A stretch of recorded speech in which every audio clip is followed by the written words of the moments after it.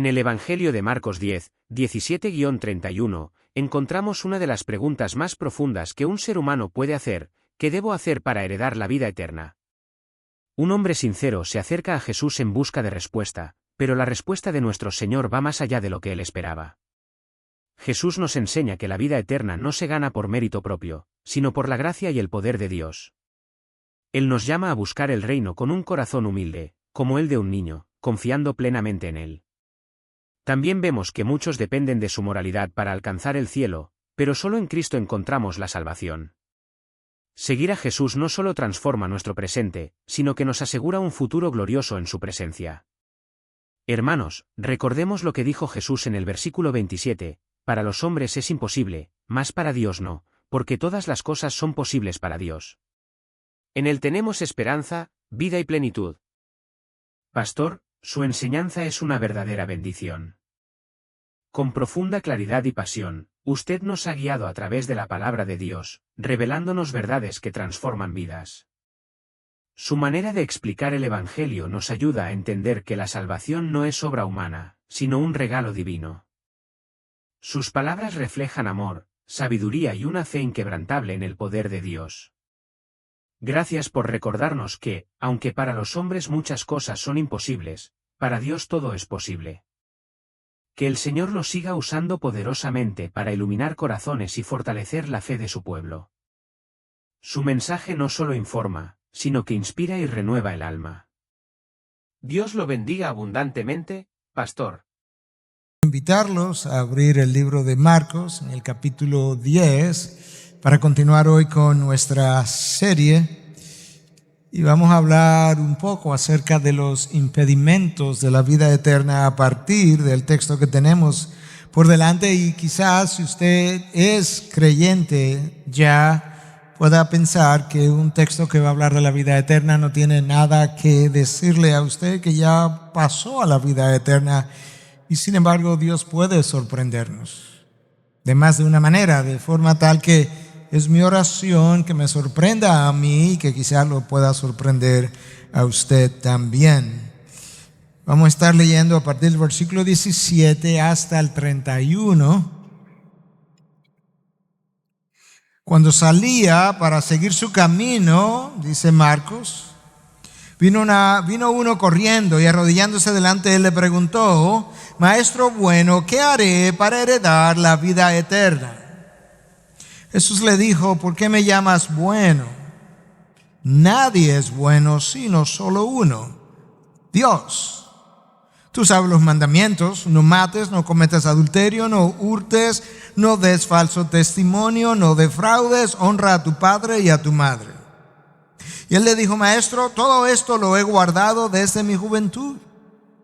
Jesús mirándolo, Jesús mirándolo, lo amó. Y le dijo: una cosa te falta, ve y vende cuanto tienes y da a los pobres y tendrás tesoro en el cielo, y ven, sígueme.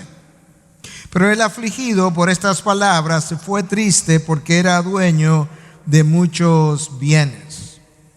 Jesús, mirando en derredor, dijo a sus discípulos: qué difícil será para los que tienen riquezas entrar en el reino de Dios. Y los discípulos se asombraron de sus palabras, pero Jesús respondiendo de nuevo les dijo: hijos, qué difícil es entrar en el reino de Dios. Es más fácil que un camello pase por el ojo de una aguja que un rico entra en el reino de Dios. Ellos se asombraron aún más, diciendo entre sí: ¿y quién podrá salvarse? Mirándolos, Jesús dijo: para los hombres es imposible, pero no para Dios, porque todas las cosas son posibles para Dios. Entonces Pedro comenzó a decirle: he aquí, nosotros lo hemos dejado todo y te hemos seguido. Jesús dijo: en verdad os digo, no hay nadie que haya dejado casa o hermanos o hermanas o madre o padre o hijos o tierra por causa de mí, por causa del evangelio, que no reciba 100 veces más ahora en este tiempo casas y hermanos y hermanas y madres e hijos y tierras, junto con persecuciones. Y en el siglo venidero la vida eterna. Pero muchos primeros serán últimos y los últimos primeros. Palabras chocantes. 20 siglos atrás y hoy por igual. Recuerden que Jesús acababa de salir de Galilea, va camino a Jerusalén. Este es su último trayecto hacia la cruz. Pasó por Perea. En Perea, la provincia gobernada por Herodes, fue interceptado por unos fariseos. Ellos le preguntan acerca de cuán lícito era o no era el divorciarse de su mujer por cualquier causa. Él tiene ese intercambio. Hablamos de todo eso hace un par de semanas atrás. Y en el interín hay unos niños que se acercan a él, de los cuales nos hablan los versículos inmediatamente anteriores a este texto.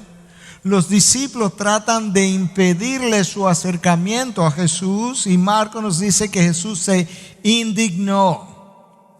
De tal forma que asumimos que la actitud con la que los discípulos reprendieron a los niños dejó mucho que desear, que Jesús incluso se indigna y les pide que les permitan a los niños venir a Él. No se lo impidáis, porque de los que son como estos es el reino de Dios. En verdad os digo, el que no reciba el reino de Dios como un niño no entrará en Él. Jesús usa la inocencia, la apertura, la humildad y la dependencia de los niños hacia los adultos para ilustrar de qué manera nosotros debiéramos buscar y acercarnos al reino de los cielos. Y ese incidente y este otro del cual yo acabo de leer no están ahí en conexión por accidente, porque Jesús ahora es abordado por un hombre que le está preguntando cómo yo heredo la vida eterna, e inmediatamente antes Él nos ha recordado que la vida eterna es algo que yo necesito buscar con la actitud que los niños tienen. Es una actitud de apertura, de humildad, de no autosuficiencia, y entonces Él toma a esos niños en sus brazos, los bendice, continúa su camino, y al continuar su caminar Él se encuentra entonces con este hombre que viene y lo intercepta. Pero yo quería pausar un momento para ver rápidamente algo extraordinario de la personalidad de Jesús, y es su magnetismo. Los niños se acercaron, los leprosos por igual, las prostitutas vinieron a Él, los fariseos se acercaron, los pobres siempre le buscaron. Los ricos, incluso como Zaqueo y como este joven de la historia, del cual Mateo nos dice que era un hombre joven y rico, también vinieron a Jesús. Y la pregunta es, ¿qué era lo que su personalidad tenía, transmitía, irradiaba, que lo hacía tan magnético? ¿Qué es lo que Él tenía que quizás nosotros no tenemos?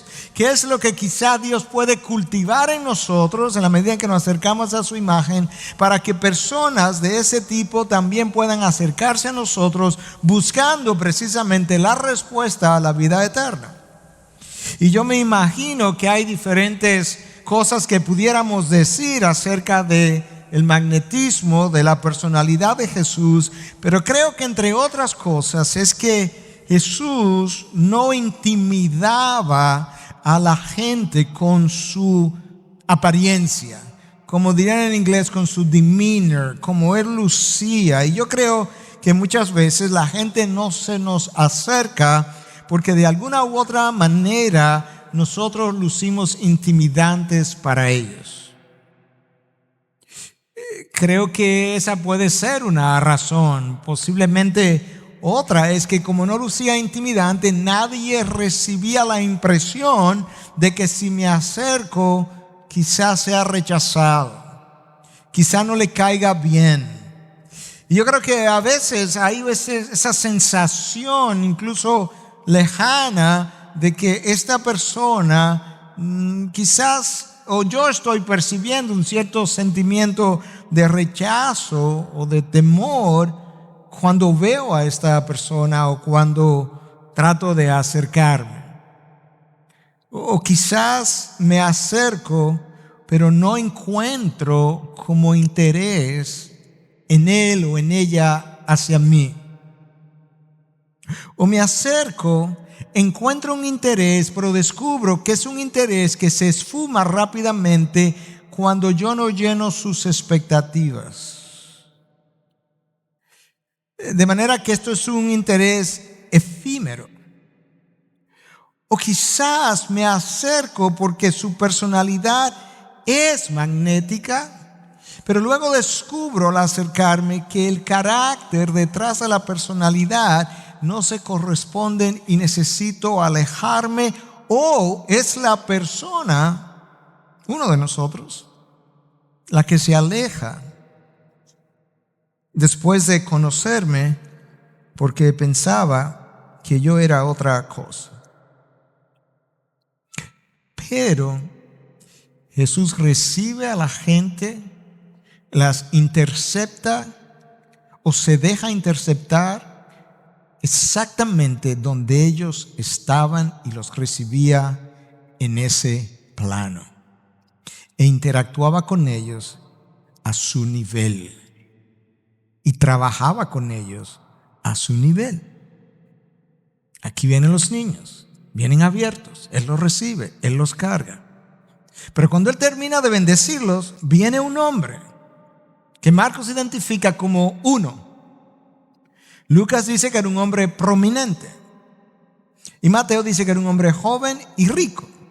De manera que ahora tú tienes a un joven, rico y prominente, que dice el texto que leímos que vino corriendo a Jesús. Ahí está su magnetismo otra vez. Y le está preguntando acerca de algo de lo cual él acaba de hablar con los niños, que tiene que ver con el reino de los cielos y cómo entrar. Y este joven se tira de rodillas, dice Marcos, lo cual es algo extraño. En el contexto hebreo, tú no te arrodillas delante de cualquier persona. Usualmente era una posición reservada quizás para Dios. De hecho, en el libro de Apocalipsis, Juan se arrodilla delante de un ángel que se le aparece a darle revelación, y el ángel lo manda a parar y le dice: no, adora a Dios solamente. Ellos tenían esa idea que era algo relacionado con Dios lo que merecía el estar de rodillas, pero este hombre viene en público, a pesar de su juventud, a pesar de su riqueza, a pesar de su prominencia, en público se arrodilla y comienza a interactuar con Jesús y comienza a preguntarle y le dice: maestro bueno. No sabemos qué lo hizo venir corriendo, no sabemos qué lo hizo arrodillar, pero quizás fue una crisis.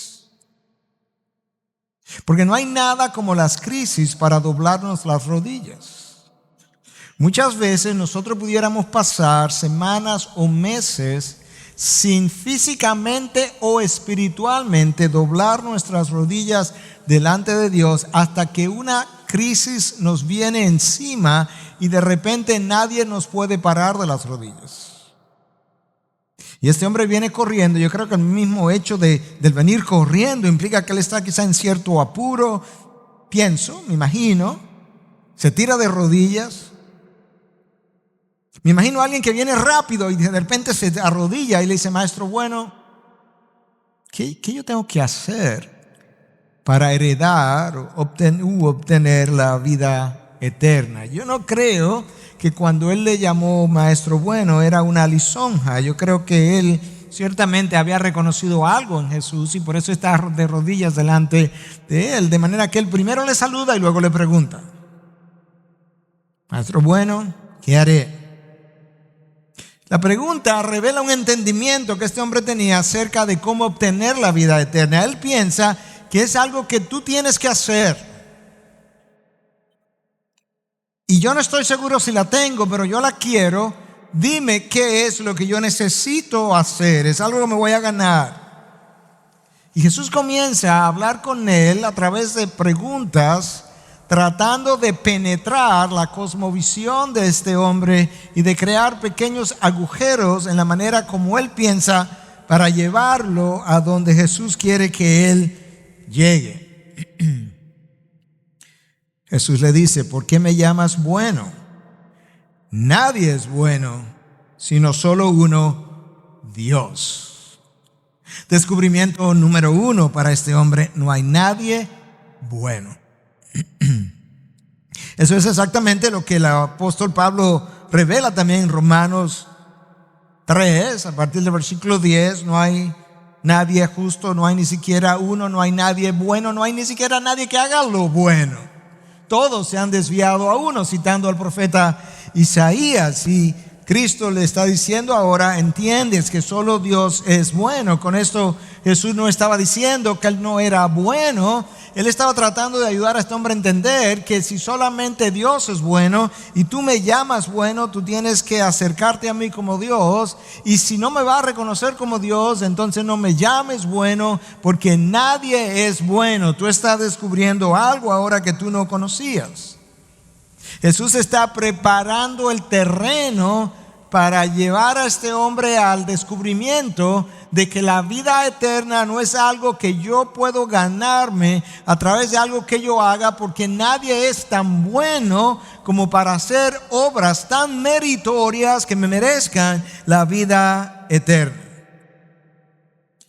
Pero como un buen maestro que Jesús es, insuperable, él sigue creando estos agujeros en la cosmovisión de este hombre y le dice: ¿sabes qué? Tú conoces los mandamientos, tú sabes los mandamientos. No mates, mandamiento número 6. No cometas adulterio, mandamiento número 7. Los números los estoy agregando yo para ilustrar lo que Cristo estaba haciendo. No hurtes, mandamiento número 8. No des falso testimonio, no defraudes, mandamiento número 9. Honra a tu padre y a tu madre, mandamiento número 5.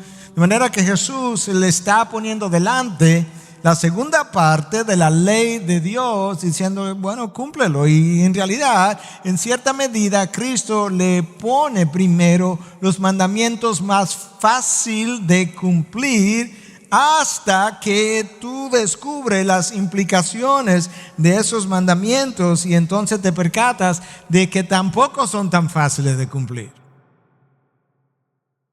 Por ejemplo, Cristo dice: no mates, mandamiento 6, pero ya le había revelado en el Sermón del Monte de que si alguna vez tú habías llegado a odiar a tu hermano, ya tú eras culpable de asesinato. ¿Alguna vez te ha pasado eso?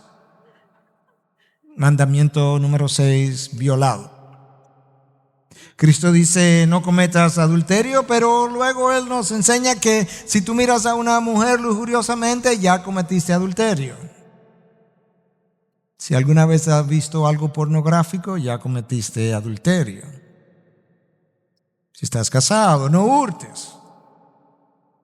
Pero si tú miras bien lo que Dios revela, tú vas a descubrir que si yo no pago al trabajador lo que él merece, yo me estoy quedando con una parte de su salario.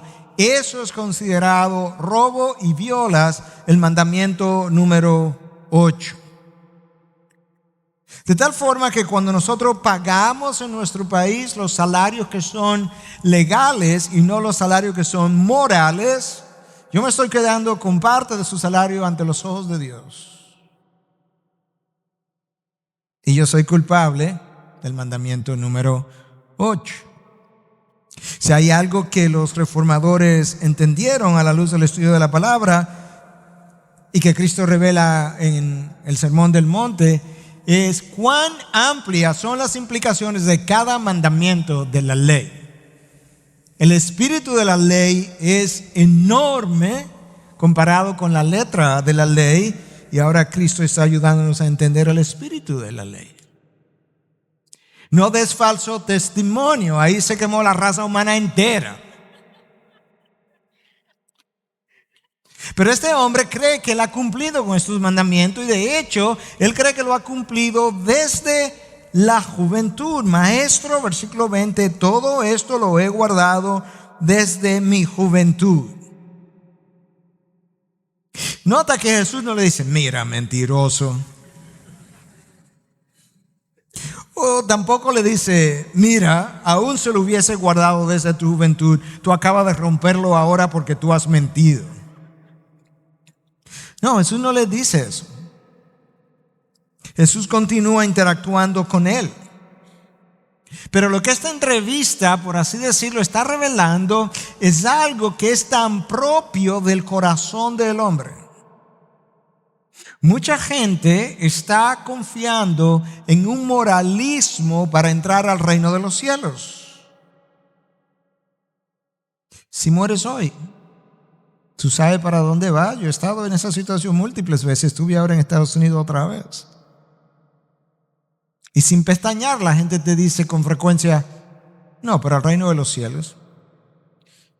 ¿Ok? ¿Cómo tú piensas entrar? Bueno, yo no robo, yo no mato, no le hago mal a nadie. Tiempo. Imagínate ahora que yo soy Dios. Y yo te digo, tú estás fuera del reino de los cielos. ¿Qué tú me dices? Que estoy fuera del reino de los cielos. Está fuera del reino de los cielos.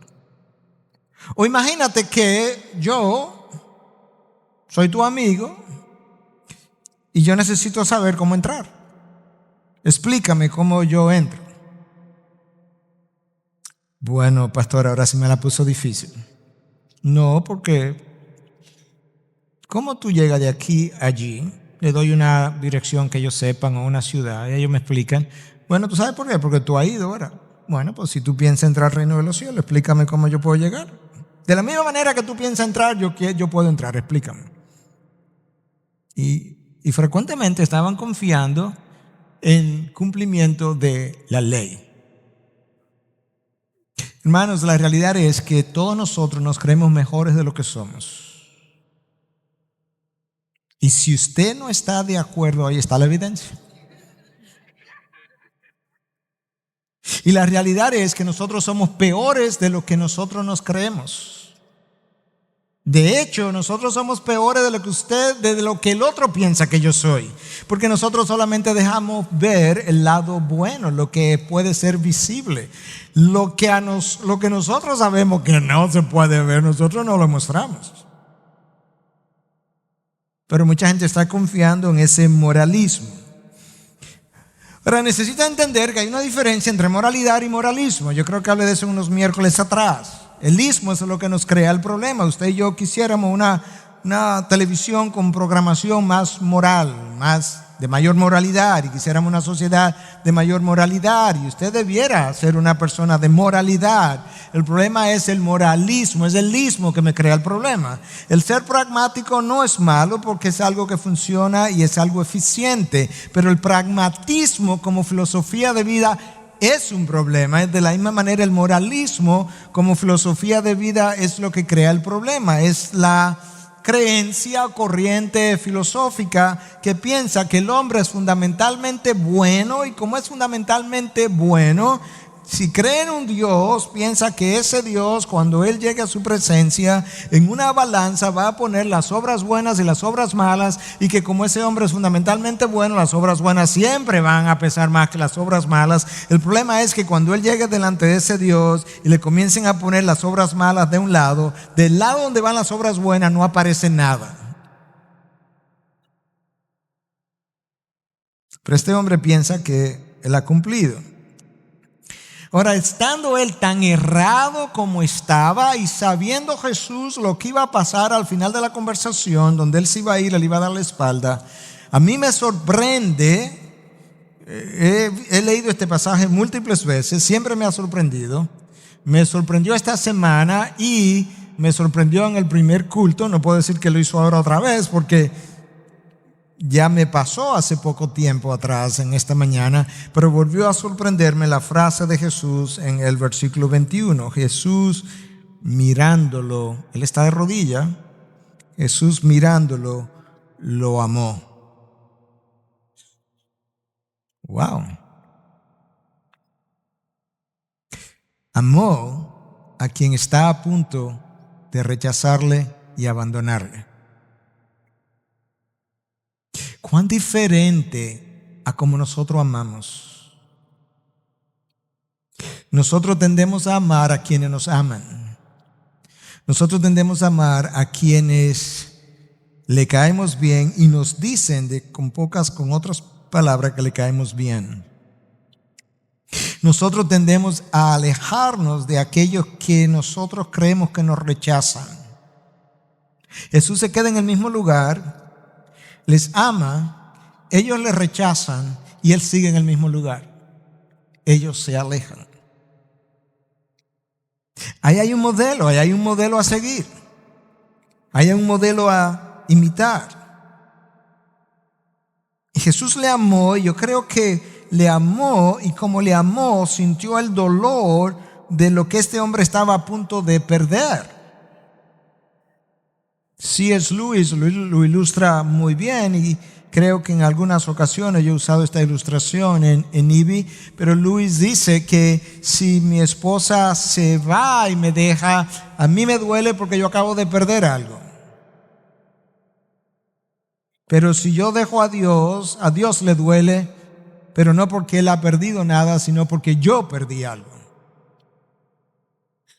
Y yo creo que Jesús está sintiendo amor y quizás dolor por este hombre, por lo que él está a punto de perder. Este hombre viene pensando que él ha cumplido con la ley. Y yo no creo que él está siendo hipócrita, yo creo que él está siendo sincero. Él está sinceramente equivocado, pero él no es un hipócrita, en mi opinión. Yo creo que él estaba tan convencido como lo estaba Pablo cuando pensó que en cuanto a la ley, él era irreprensible. Y ciertamente, de la manera como los hombres se miden frente a la ley, Pablo era irreprensible. Pero luego, él mismo da testimonio de que cuando él finalmente pudo verse delante de la ley como Dios nos ve delante de la ley, él se dio cuenta que él estaba muerto y que él era altamente condenable. Escucha lo que Pablo escribe en Romanos 7:1. Porque el pecado, ¿cuál pecado? El pecado en mí, aprovechándose del mandamiento, ¿cuál mandamiento? La ley de Dios. Me engañó. ¿Qué fue lo que me engañó? El pecado en mí. El pecado en mí leyó la ley y me engañó, porque me hizo interpretar la ley de una manera. Y por medio de él, por medio del mandamiento, el pecado me mató. ¿Qué es lo que Pablo está diciendo en este trabalengua? Yo creía que era irreprensible frente a la ley debido al pecado que moraba en mí. El pecado eventualmente se encontró con la ley como verdaderamente la ley es, y yo terminé muerto cuando descubrí que el pecado me había engañado, que yo no tenía vida y yo tampoco era irreprensible. El problema no estaba en la ley. Escucha lo que Pablo dice en el versículo siguiente. Así que la ley es santa y el mandamiento es santo, justo y bueno. Romanos 7:11, no 7:1 como había dicho. Y luego Romanos 7:12, que es lo que acabo de leer. La ley es santa, es justa y es buena. Es el pecado que estaba en mí que terminó matándome hasta que yo llegué a la realidad de lo que era.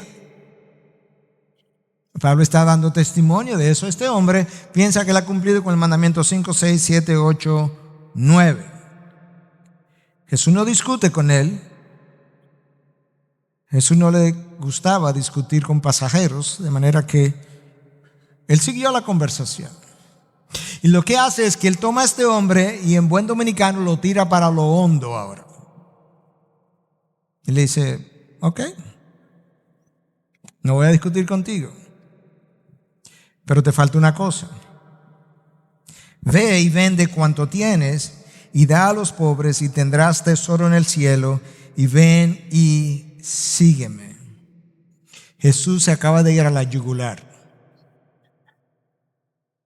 Porque lo que Jesús ha hecho es que Él se ha ido, con otras palabras, Él se ha ido al mandamiento número 1, que dice, no tendrás otros dioses delante de mí, y está haciendo que este hombre tenga que lidiar con su Dios en su violación del mandamiento número 1, para no tener que hablar de los otros.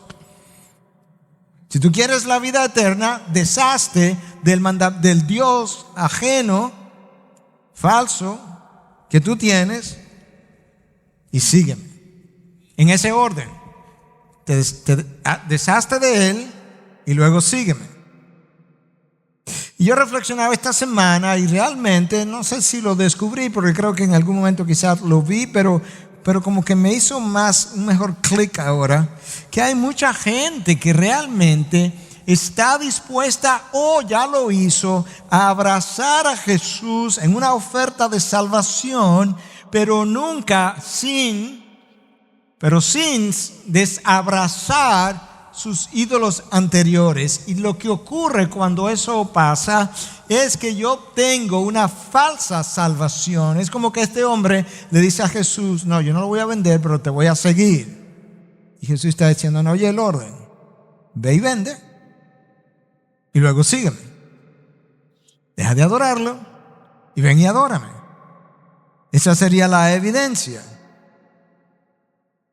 Mucha gente está dispuesta a abrazar a Jesús si no pierde nada.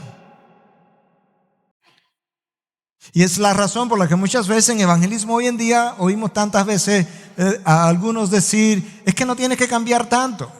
O otros decir: yo no tengo que cambiar tanto. No, porque lo que me has presentado no es que yo pierda nada, sino que yo gane. Cantábamos anteriormente en la gloria de la cruz y dice: de dejar mi vida atrás. ¿Qué significa todo eso? De dejar mi vida atrás. Hay pérdidas. Y esto es lo que este hombre está descubriendo. Pero él acaba de descubrir,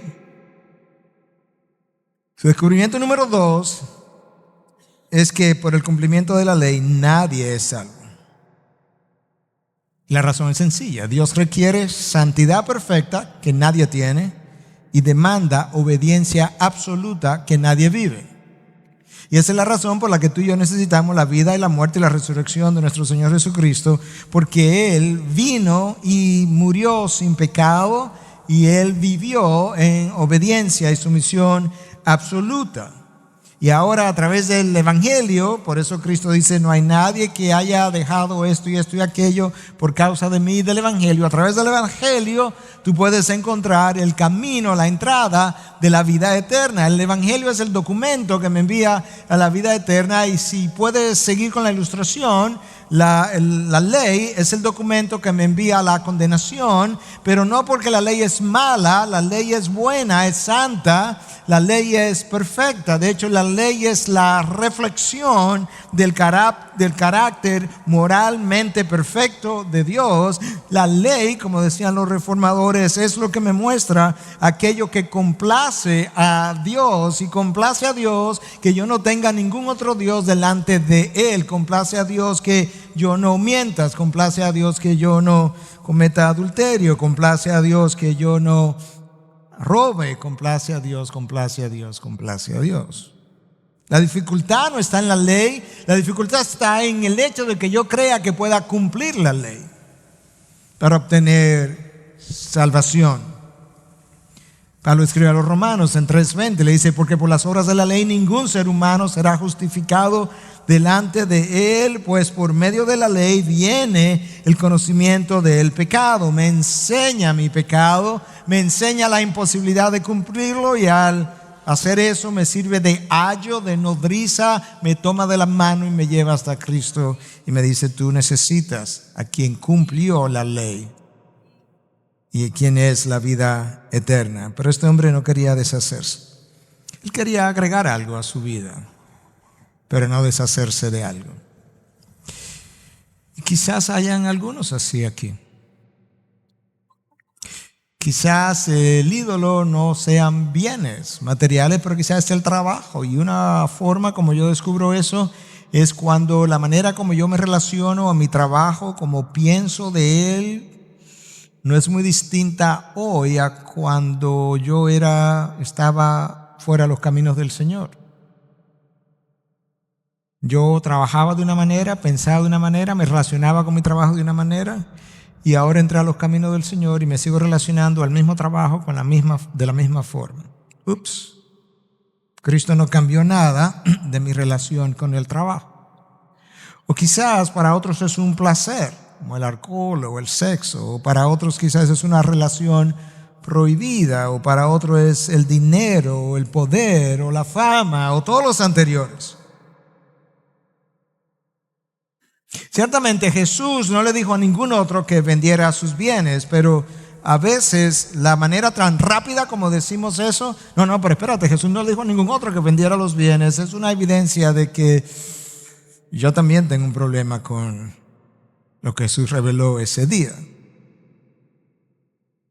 Cuando Jesús mencionó los mandamientos, Él comenzó con aquellos que pudieran parecer más fáciles, pero luego Él le puso el dedo a la llaga. Le puso el dedo a su Dios.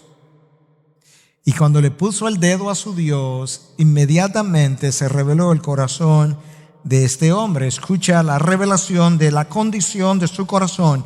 En la posición de rodilla no lo hizo. El saludo al maestro, maestro bueno, no lo hizo. La afirmación de que él había cumplido todos esos mandamientos no reveló la condición de su corazón, pero cuando Jesús le puso el dedo a la llaga, el corazón salió a relucir. Pero él, afligido por estas palabras, se fue triste porque era dueño de muchos bienes. El hombre se fue triste. Yo creo que es el único hombre, la única persona que vino a Jesús y se fue peor de lo que vino. Porque él vino con esperanza y se fue sin ella. Y vino con una pregunta que yo no creo, tengo que volver a revisar esto, pero no creo que nadie más en los evangelios vino con esa pregunta, Jesús, directa. ¿Qué yo tengo que hacer para heredar la vida eterna? Pero se fue no simplemente porque tenía bienes, sino porque tenía muchos bienes. Ambas cosas. Eso ilustra algo similar que le pasó a John Wesley. Alguien que tenía una finca enorme en la época de John Wesley se montó a caballo con él y comenzaron a recorrer su finca. Horas después no habían visto ni la mitad de la finca. Terminaron el día y no habían recorrido la finca. Y él se siente y le dice, bueno, Pastor Wesley, ¿qué usted piensa? Y Wesley le dice, bueno, que tú vas a tener mucho problema deshaciéndote de todo esto. Y quizá nosotros pensamos que ese no es nuestro problema. Sobre todo, si ya yo nací de nuevo, genuinamente, pues eso es para ese hombre rico que no había nacido de nuevo, pero ya yo nací de nuevo, eso no es mi problema. Y sin embargo, muchas veces se pone de manifiesto la condición de nuestro corazón cuando alguien nos pide que le dé. Lo que yo siento cuando alguien me pide que le dé. Hacia el dinero, no importa si es alguien necesitado o si es el diezmo para la iglesia, o la manera como yo quiero controlar el dinero que le di a alguien. Después que lo di, yo todavía quiero controlar la manera como el dinero se va a usar, porque yo todavía quisiera tener cierta posesión sobre lo que ya no es mío, porque ya lo otorgué. Dios pone de manifiesto nuestras motivaciones materialistas. Y como ustedes han oído o leído o han pensado tantas veces, el dinero tiene problemas porque nos hace sentir seguros, y al sentirnos seguros muchas veces le estamos diciendo a Dios, bueno, yo ahora mismo no necesito tu protección, cuando la necesites yo te aviso.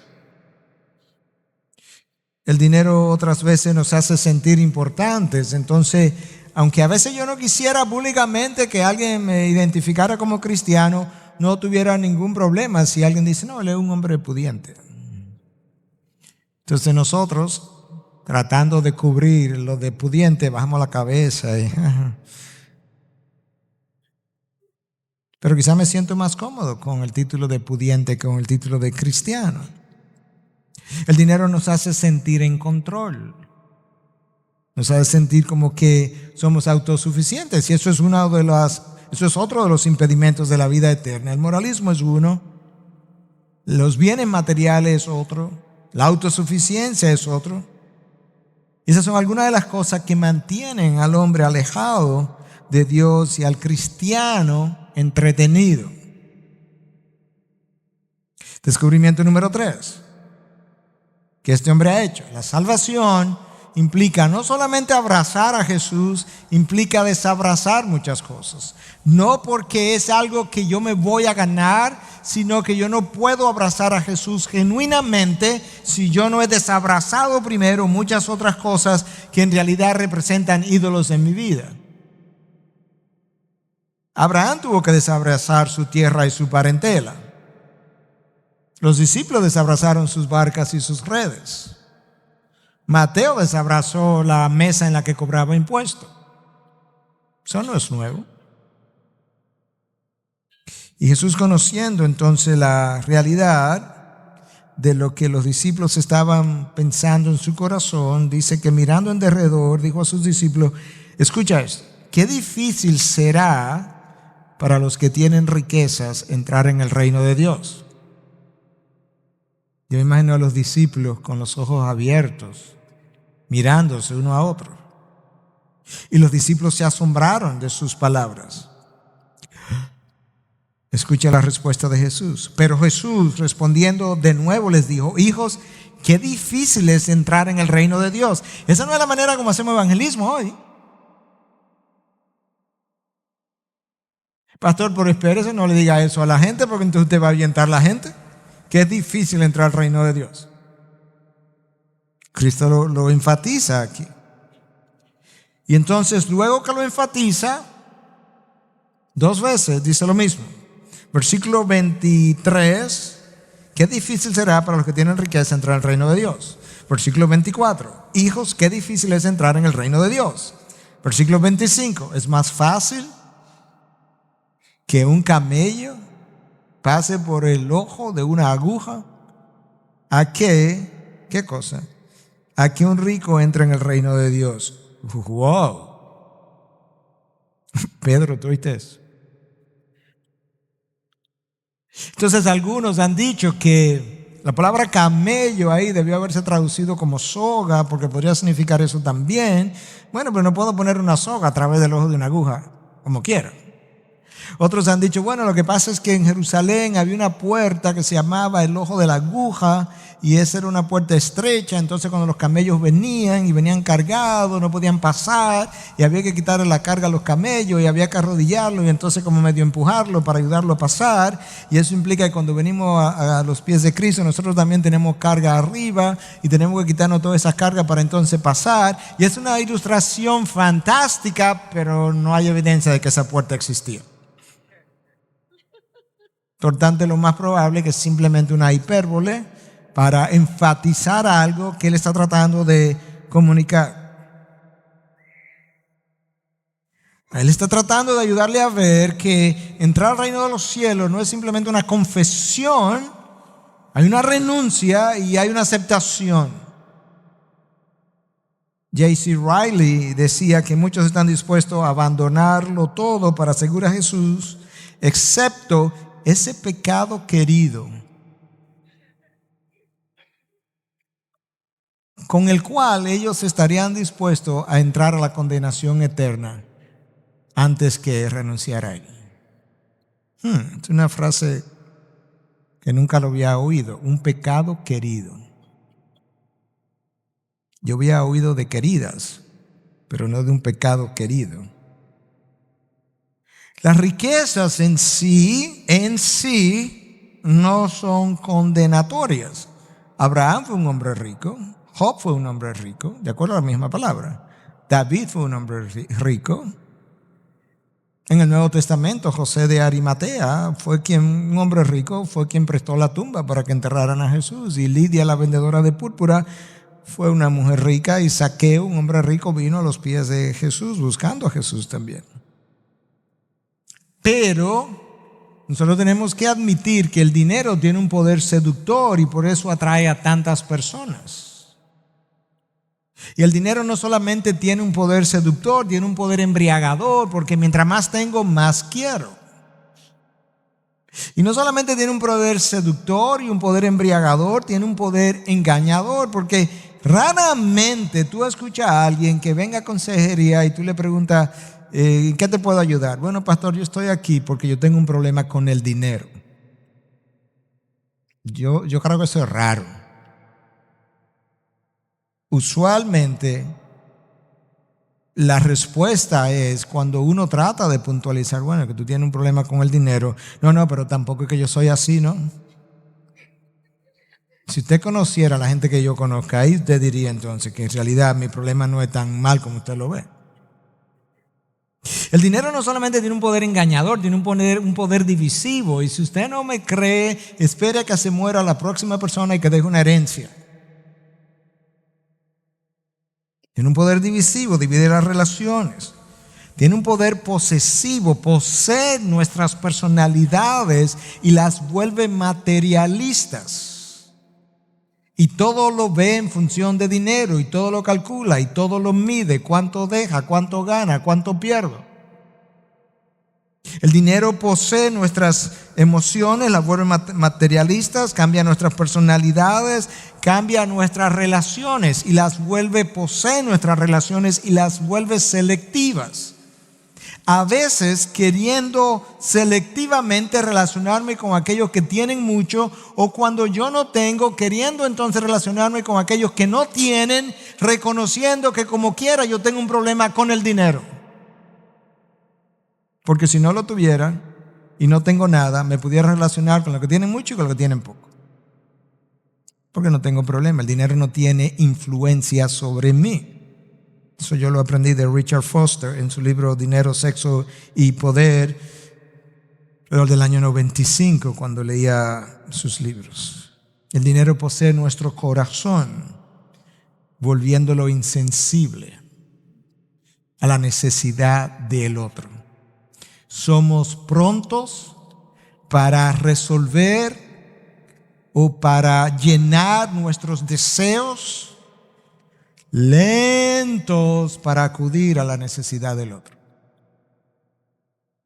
Y la relación, rápido para llenar nuestros deseos, simples deseos, pero sumamente lento para llenar la necesidad del otro. Y todo eso es revelador de un corazón todavía materialista, influenciado ampliamente por el dinero y que no revela el corazón de Dios. Los discípulos están oyendo todo esto que Jesús está enseñando, y el versículo 26 dice que ellos se asombraron aún más. Cuando oyeron lo del camello, se asombraron aún más, diciendo entre sí: ¿y quién podrá salvarse? Esa pregunta entre los discípulos fue reveladora. Los discípulos están oyendo acerca del dinero y lo difícil que es para los que tienen dinero, pero ellos no tienen nada y están preocupados. Si el maestro hubiera dicho qué difícil es para los leprosos entrar al reino de los cielos, a ellos no les hubiera preocupado eso, porque ellos no tenían lepra. Si Jesús hubiera dicho qué difícil es para los gentiles entrar al reino de los cielos, no les hubiera preocupado, porque ellos no tenían sangre gentil. Pero cuando Jesús le pone el dedo a la llaga y habla de riquezas, no teniéndolas, ellos se preocuparon y dicen: bueno, ¿y quién podrá salvarse? Porque todo el mundo puede ser que no tenga, pero ¿y si yo llego a tener algo? Yo no quiero estar en esa condición. El poder de seducción y de atracción del dinero. Es un poder que el dinero ejerce sobre todo el mundo, no importa si tú tienes o no tienes. Escucha como Pablo lo dice. 1 Timoteo 6, 9 al 11. Pero los que quieren enriquecerse, o sea que esos no tienen dinero, porque quieren enriquecerse, caen en tentación y lazo y en muchos deseos necios y dañosos que hunden a los hombres en la ruina y en la perdición. Porque la raíz de todos los males es el amor al dinero, por el cual, codiciándolo, algunos se extraviaron de la fe y se torturaron con muchos dolores. No lo tengo, pero quiero enriquecerme, y muchos cayeron en tentación y lazo. Otros lo adquirieron y se traspasaron con muchos dolores, pero algunos piensan: sí, es verdad, tengo muchos dolores, pero yo lo aguanto.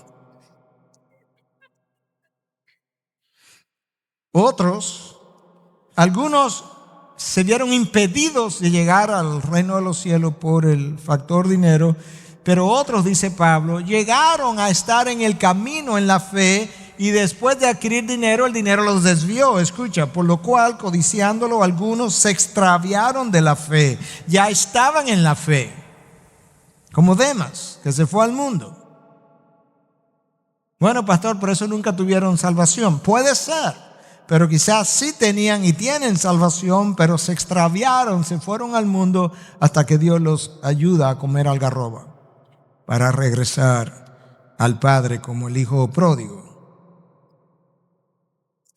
Pastor, ¿y cómo te me está preocupando? ¿Y cómo yo sé si tengo esa enfermedad? Bueno, te voy a dar algunas preguntas diagnósticas. La frecuencia con la que yo pienso acerca del dinero. No pasa un día en el que yo no piense acerca del dinero y mi persona de alguna manera, incluyendo el que todo cuesta mucho, el que siempre hay una preocupación. La forma como me preocupa el gastar. Hermano, yo no tengo la intención de apuntar el dedo a nadie porque son cosas que Dios tiene que revelar y lidiar con eso. Pero frecuentemente yo oigo más quejas acerca del costo de la vida y los precios subiendo de aquellos que tenemos que de aquellos que no tienen. Hay una mayor preocupación. Si te preocupas mucho o la manera como te satisface hacer dinero, es revelatorio del mismo problema. La facilidad con la que está dispuesto a dañar relaciones, hijos, esposa, por hacer dinero es otro síntoma. La manera como te refieres en público al dinero, como lo cataloga, como la forma como hablas de él, con la honra y el respeto que habla de él. Si alguna vez te ha encontrado diciendo, no, que al dinero hay que tenerle respeto. ¿Usted no ha oído esa frase, que al dinero hay que tener respeto? Richard Foster dice en su libro que el dinero hay que profanarlo, no respetarlo, profanarlo. Y que la mejor manera de profanarlo es regalándolo. Eso es lo que Cristo está tratando de que este hombre haga. La insensibilidad hacia los que no tienen, no te preocupa, no le pregunta. A veces no preguntamos para no enterarnos porque así no tengo que dar, así no me tengo que sentir culpable. Tu deseo de siempre ser legal y pagar lo legal y no lo moral. Dios no está interesado en las leyes injustas de los hombres. Dios está interesado en la ley moral de Dios. Por eso Dios llama a las riquezas de este mundo riquezas injustas, porque son hechas de manera y a través de leyes injustas que pagan lo que no deben. Tu deseo de seguir aumentando tus arcas, las veces con las que te compara con aquellos que tienen más que tú, deseando llegar allí, todo eso son señales de que tengo un problema con el dinero. Los discípulos dicen, ¿quién podrá salvarse entonces? Jesús mirándolo dijo, versículo 27, para los hombres es imposible, pero no para Dios, porque todas las cosas son posibles para Dios. Bueno, por lo menos Dios puede hacer lo imposible posible. Sí, claro, lo ha hecho. En la Biblia misma están los ejemplos. Ahora, Pedro está escuchando y Pedro está sacando cuentas. Y Pedro dice, bueno, aquí vino este hombre joven preguntando por la vida eterna. Cristo le dice que venda todo lo que tiene y lo dé a los pobres. Y él no lo hizo, se fue triste y le dio la espalda. Pedro está pensando, nosotros dejamos las barcas y nosotros dejamos las redes y nosotros incluso hemos dejado como la familia que ya como somos judíos nos han rechazado. Entonces Pedro, versículo 28, comenzó a decirle, he aquí nosotros lo hemos dejado todo y te hemos seguido. Sí, pero Marcos es el secretario de Pedro, se piensa, que Marcos escribió por instrucción de Pedro y no sabemos por qué algunas cosas Marcos la dejó fuera. No queremos acusar a Marcos ni a Pedro, pero Mateo escribe de lo mismo y escucha lo que Mateo dice en 19:27. Entonces respondiendo Pedro le dijo, he aquí nosotros lo hemos dejado todo y te hemos seguido. ¿Qué pues recibiremos, Jesús? En el inglés dicen, what's in it for me. En español decimos, ¿y cuánto es lo mío? ¿Y cuál es mi ganancia aquí? Si lo hemos dejado todo. Con lo cual Pedro ponía de manifiesto no solamente el corazón materialista de Pedro, la verdad es que cada vez que Pedro hablaba, ponía de manifiesto el corazón del grupo. Pedro decía lo que otros no se atrevían. Como el problema de Pedro, como decía un predicador de nombre Steve Brown, es que Pedro hablaba hasta que tuviera algo que decir. Pero los otros se quedaban callados y su pecado no pasaba a ser conocido. Ahora escucha, Cristo pudo haberlo reprendido y le hubiera dicho, Pedro, ¿qué clase de pregunta es esa para discípulos míos? Pedro tiene 3 años conmigo y todavía tiene tal corazón. Jesús no hace eso. Habrá otro momento para reprenderlo de esa manera. En este momento Jesús está interesado en que Pedro, los discípulos y nosotros entendamos algo fundamental, y es que seguir a Cristo tiene sus recompensas y grandes. Y en el versículo 29 en adelante Jesús dijo, en verdad os digo, no hay nadie que haya dejado casa o hermanos o hermanas o madre o padre o hijos o tierra por causa de mí y por causa del evangelio, que no reciba 100 veces más ahora en este tiempo, 2 puntos, casas y hermanos y hermanas y madres e hijos y tierras junto con persecuciones. Ya lo dañaste, Jesús. Y en el siglo venidero la vida eterna. Pero muchos primeros serán últimos y los últimos primeros. Con estas palabras Jesús promete cosas para la vida eterna y para esta vida. Nadie que haya dejado padre, madre, hijos, hijas, por causa de mí y del evangelio, no vayamos muy rápido, pero Cristo acaba de establecer con el hombre rico que él no acepta rivalidad con las posesiones. Ahora con estas palabras él también menciona que él no acepta rivalidad con padre, madre, hijo, hijas. No hay rivalidad con él. Cualquiera que haya dejado todas esas relaciones por causa de mí y del evangelio, es un llamado radical. Yo le prometo 100 veces más de esas mismas cosas en esta vida y en la venidera. Eso es bueno que lo veamos, porque en ocasiones yo he oído a padres decir, bueno, yo no quiero abrazar ese llamado porque eso implicaría un sacrificio para mis hijos, y como yo fui el que recibí el llamado, o los padres son los que reciben el llamado, yo no quiero imponer mi llamado sobre mis hijos y sacrificarlo porque ellos no tienen ese llamado. Y Jesús dice, un momento, yo no acepto rivalidad. Ninguna persona, ninguna familia misionera, preguntémoslo a los Jambés, si ellos han impuesto, la familia que acabamos de despedir que se fue a México, sacrificios sobre sus hijos. Cuando vinieron aquí hace 10 años, cuando después de 10 años aquí se fueron a México, es un todo incluido. Ahora Jesús dice que Él promete 100 veces más de esas mismas cosas. En este tiempo, casas, hermanos y hermanas y madres e hijos y tierras. Sonaría en la superficie como que Jesús está prometiendo abundancia económica, prosperidad. Sonaría como el evangelio de la prosperidad, cuando en otras ocasiones Jesús ha dicho y enseñado todo lo contrario.